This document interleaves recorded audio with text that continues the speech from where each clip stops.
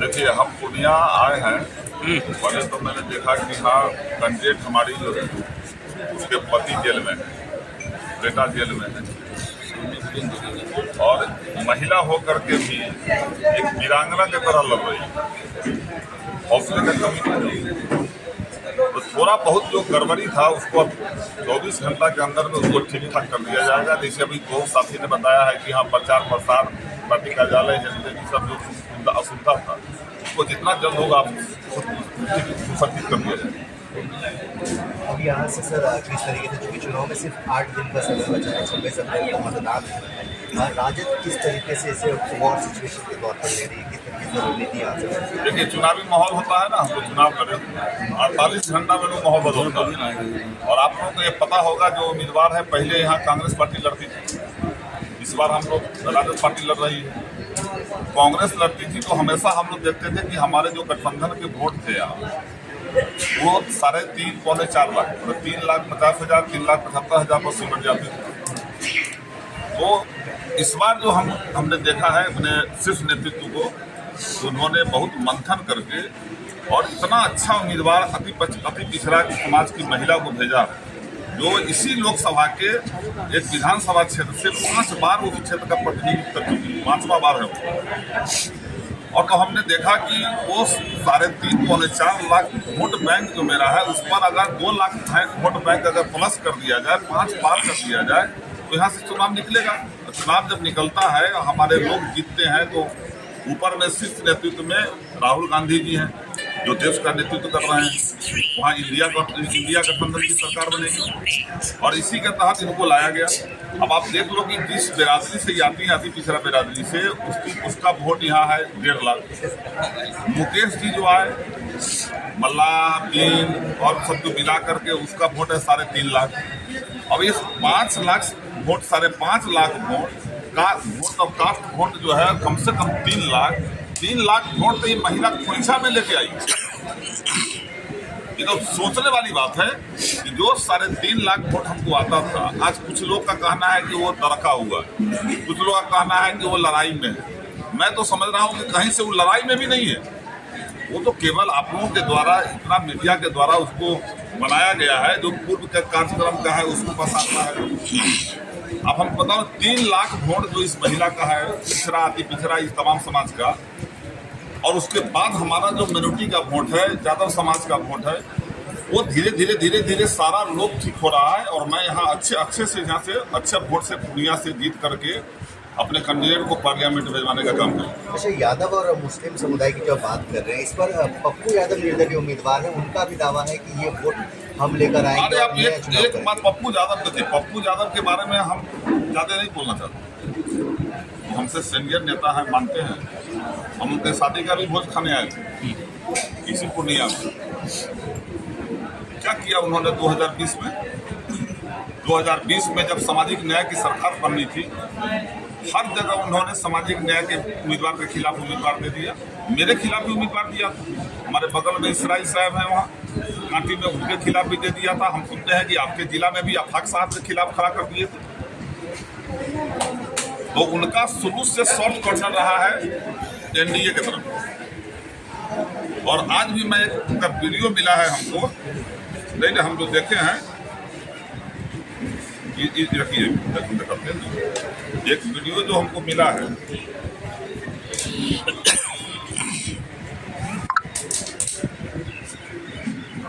आप इस वीडियो में उन्होंने स्पष्ट कहा है बीजेपी मेरे पास है।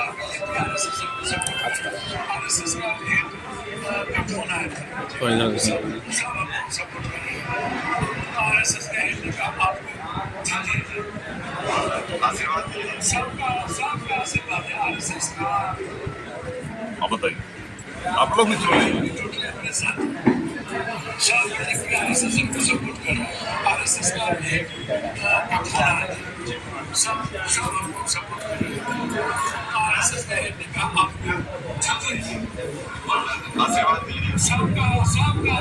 अब ऐसी परिस्थिति में आप ये समझ सकते हैं, भारतीय जनता पार्टी ने एक षड्यंत्र रचा है और उस षड्यंत्र के तहत इनको उम्मीदवार बनाया है।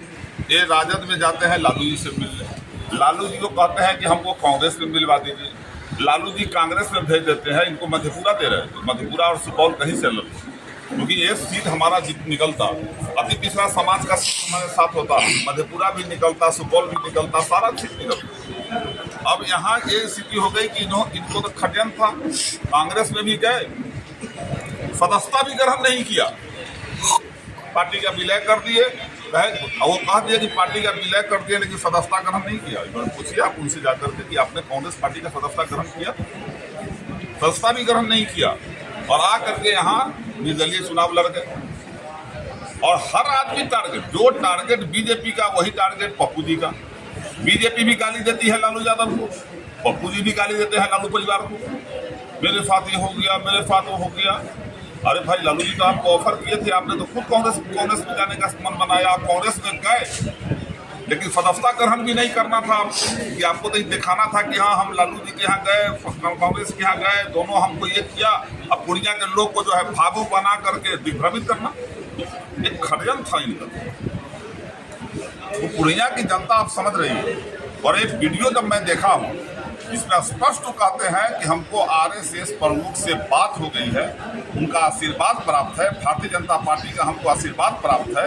और यहाँ भी जब प्रधानमंत्री जी आए उससे पहले उन्होंने कहा था कि हम प्रधानमंत्री का पूर्णिया की धरती पर स्वागत करते हैं। तो अब इससे ज्यादा कहने की जरूरत लोगों को नहीं है।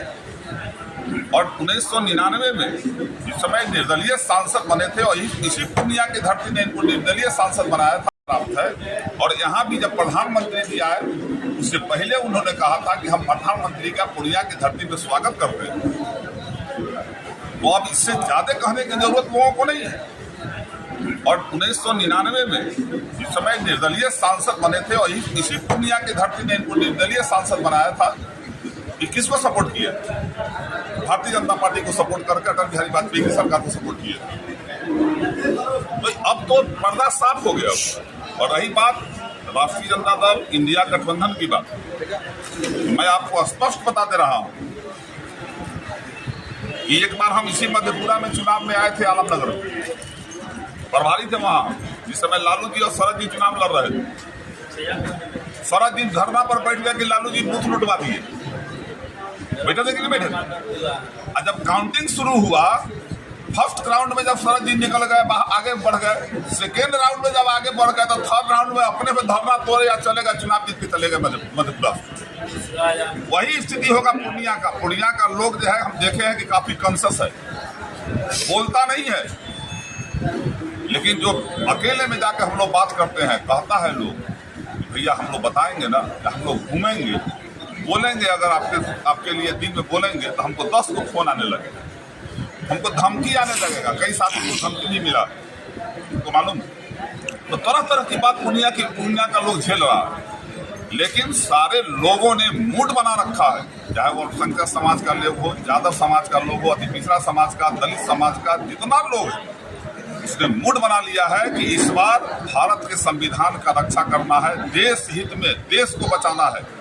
तो कुछ नहीं देखना है, यहाँ हमको केंद्र की सरकार बनानी है ताकि देश की रक्षा हो सके। राजद की सीधी लड़ाई पूर्णिया में किससे आप देख रहे हैं, एनडीए से या निर्दलीय? अरे राजद का लड़ाई कहाँ है? हकीकत आप देखिए, मीडिया के लोग बुरा नहीं मानिए, आप मीडिया वाले तो हमारा चलाइएगा, चैनल पर चलाइएगा तो आपका जो ऊपर बैठा हुआ है वही लोग कटिंग कर देगा। आप ग्राउंड रिपोर्ट कहते हैं कि ग्राउंड रिपोर्ट 51% फलना के, ग्राउंड रिपोर्ट 51% फलना के। अरे भाई हम लोग भी घूमते हैं, हम लोग भी मतलब कि लेते हैं सब जगह से रिपोर्ट। अरे यहाँ तो 2 नंबर 3 नंबर का लड़ाई अपना लड़ रहा है। बीमा भारती से लड़ाई किसका? एनडीए का जो वोट, बीमा भारती जो वोट लेकर 3 लाख वोट आई है, वो किसका वोट था? पहले एनडीए का था। जो बीमा भारती के बिरादरी का वोट था, चाहे सहनी समुदाय का है, और जो भीम मुकेश सहनी के साथ मिला है, किसका वोट था? वो तो था पहले एनडीए का। तो 3 लाख वोट उसमें से हट गया। लड़ाई किससे रहे? अब यहाँ लड़ाई है उन लोगों की, कौन 2 नंबर में जाएगा, कौन 3 नंबर में जाएगा। हमरे 3 नंबर में ठेल देता। जो पुराना कहावत है हम लोग के इधर, ये वो था बिना नाक वाला, और 4 गो वाला बैठा था नाक वाला, तो बुझा कि नाक वाला के नजदीक में जाएंगे तो हमको तो हंस देगा, तो उसको कहने से पहले वो जाके कहता है पूर्व भाई नाक वाला। इसलिए आप देख लीजिएगा, पूर्णिया की जनता ऐसी नहीं है कि नहीं जानती है कि देश की हालात क्या है, और इस देश के हालात के मद्देनजर रखते हुए मुझे पूरा भरोसा है कि यहाँ इंडिया गठबंधन एकजुट है और भारी मत से बीमा भारती को जिता करके दिल्ली पार्लियामेंट में भेजने का काम करेंगे। जमानत जब देख रहे हैं क्या बाकियों का जमानत जब देख रहे हैं? अब देखिए, तब यहाँ के जनता मालिक का आशीर्वाद होगा तो हो ही जाएगा। अब 3 लाख वोट का हमको जवाब दे दो ना भाई। जो 3 लाख वोट बीमा भारती के आने से प्लस हुआ है, मुकेश सहनी के आने से प्लस हुआ है, उस 3 लाख वोट का हमको जवाब दे दो। आप ही लोग बताइए, क्या 3 लाख वोट लाई है कि नहीं लाई है, लेकर के वो आई है कि नहीं आई, उसका जवाब कौन देगा? इसलिए हम तो आप लोगों के माध्यम से पूर्णिया की तमाम जनता को, जो इस देश के हित में है, जो देश हित में सोच रहा है और चाहता है कि बाबा साहब भीमराव अम्बेडकर ने जो संविधान बना करके हमको जो वोटिंग राइट दिया, गरीब के बेटा को जो अधिकार दिया, उस अधिकार को बचाने के लिए और इस देश को बचाने के लिए मुझे लगता है कि पूर्णिया की जनता को भी विचार करना है। पूर्णिया की जनता विचार कर रही है और इस देश में इंडिया गठबंधन की सरकार बनेगी, सेकुलर सरकार बनेगी और फिर का परस्पर देश में दूर दूर तक दिखाई नहीं देगी। लालू प्रसाद यादव अब चुनावी सभाओं को भी संबोधित करने के लिए निकल पड़े, क्या पूर्णिया आने का कोई ऐसा प्लान है उनका? लालू प्रसाद यादव, लालू जी की स्थिति आप जान रहे हैं, वो कहीं काल एक आध को प्रोग्राम कर देंगे, क्योंकि भाई नेतागिरी में नेता जब हो जाता है तो उसको जनता के बीच में जब तक नहीं जाएगा तो बीमार हो जाएगा। उनकी स्थिति किडनी ट्रांसप्लांट है, हार्ट सर्जरी है, सब चीज है। मैं तो उनके बहादुरी को सलाम करता हूँ कि इतना झेलने के बाद आप देखिए कि अभी यूपी में वो मुसलमान भाई थे, उनको जहर दे दिया, मुख्तार अंसारी जहर दे दिया उनको। कई ऐसे लोग हैं जिनको मरवा दिया, तो लालू जी को भी वही हाल करता। लेकिन उनको देखा कि बिहार का सारा लोग जो गठबंधन का हो ना हो, लालू जी के प्रति आस्था रखता है, इस भय से नहीं किया कुछ, ऐसा प्रताड़ित किया उनको किडनी, उनका कोई अति से हुआ, प्रताड़ना से, उनका प्रेशर से, टेंशन से उनका किडनी सब खत्म हो गया। तो आज की स्थिति में मैं ईश्वर से भी कामना करूंगा कि इस देश में लालू यादव भी ऐसे शख्स हैं जो मजबूती से नरेंद्र मोदी के विरोध में खड़ा हुए हैं, अभी तक अड़ी हैं, मर जाना पसंद करें लेकिन नरेंद्र मोदी का साथ क्या उससे झुकने वाले नहीं। आगमन को लेकर कोई तैयारी है, कुछ चर्चा है? हमारे नेता आदरणीय तेजस्वी यादव जी 19 तारीख को जानकी नगर में आ रहे हैं, 20 तारीख को श्रीनगर में आ रहे हैं और रात्रि विश्राम यही करेंगे, क्योंकि पूर्णिया के लिए हमारे राष्ट्रीय अध्यक्ष जी सोचते हैं कि हाँ, इतने दिन के बाद हमने उस कांग्रेस हमको सिर दिया, हमने इतना वोट बैंक जुगाड़ करके वहाँ भेजा कि हाँ, अभी पिछड़ा की बेटी को भेजा, इसको पूर्णिया के लोग सम्मान दे करके